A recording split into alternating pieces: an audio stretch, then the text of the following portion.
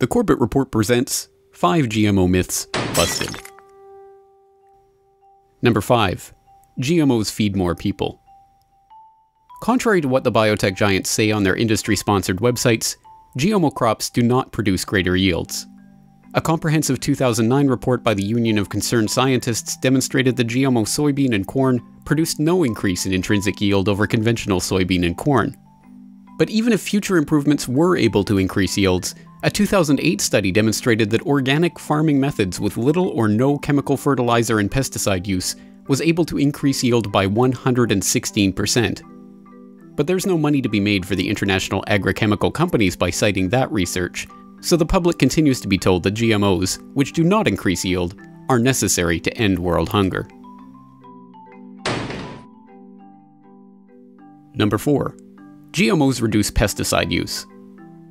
Again, despite what the chemical companies who are spearheading the GMO revolution are telling you, these GMOs are requiring farmers to buy more of their chemical pesticides, not less. A 2012 paper concluded that the rise of glyphosate-resistant superweeds in the wake of the GMO revolution has actually increased pesticide use in the last 15 years by 183 million kilograms, or 7%. The study estimated that if new strains of GM corn and soybeans are approved for commercial use, herbicide use could increase by a whopping 50%. Still, you have to admit it's a good business move for the chemical companies that produce the pesticides to also create the GMO crops that require more pesticides. Number 3. There is no scientific proof of adverse health effects from GMOs. This is one of the most disingenuous claims of the GMO PR campaign. In reality, the FDA doesn't even test the safety of GMO crops. Instead, all GMO foods are assumed to be safe unless there is already evidence to the contrary. In other words, the FDA relies on self-reported data from the companies that manufacture the crops as to their safety. Even worse, due to legal and copyright restrictions surrounding GMO patents, independent scientists have to ask the biotech companies' permission before publishing research on their products.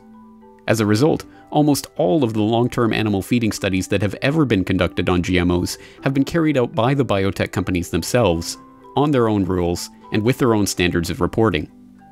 What few independent studies have been conducted have shown a range of adverse health effects, from reduced fertility to immune system dysfunction, liver failure, obesity, and cancer. Yet still, for some reason, Obama's food czar Michael Taylor refuses to make FDA testing of GMO safety mandatory. I wonder if it's because he used to be the vice president of Monsanto.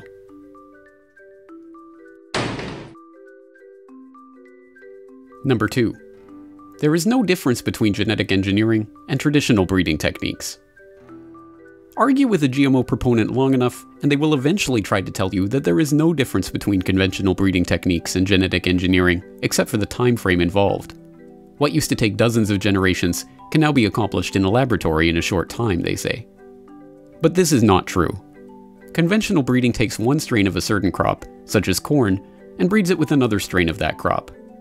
Genetic engineering takes genetic material from one species, such as soil bacteria, and inserts it into a different species, such as corn.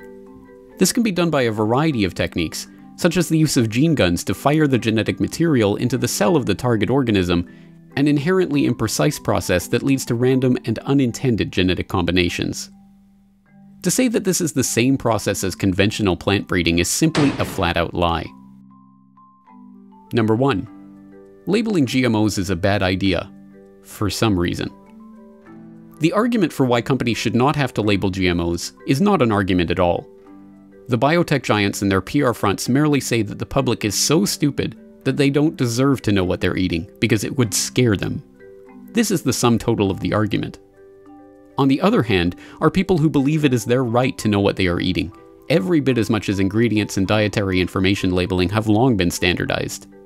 The logic is simple enough for a 14-year-old girl to understand, but evidently not a fully grown man. Observe.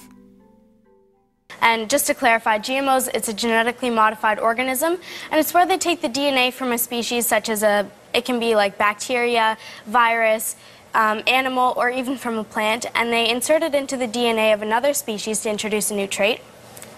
For instance, a common trait is pesticide producing. So they'll make the crops pesticide producing, but they haven't adequately tested and Monsanto's longest study is 90 days. That really doesn't determine how long-term it's going to affect our health, the environment, and even our entire ecosystem. Yeah. You know, saying Monsanto's testing in 90 days is a little mislabeling it, because many other organizations, including it sounds like some ones you're involved in, do much more testing. So a product comes to market, many people test it, including the government. So Monsanto knows that about food. Actually, can I just, in Health Canada nor the FDA do any independent studies, and they rely only on the very studies provided by the companies that stand to gain by their approval, like Monsanto.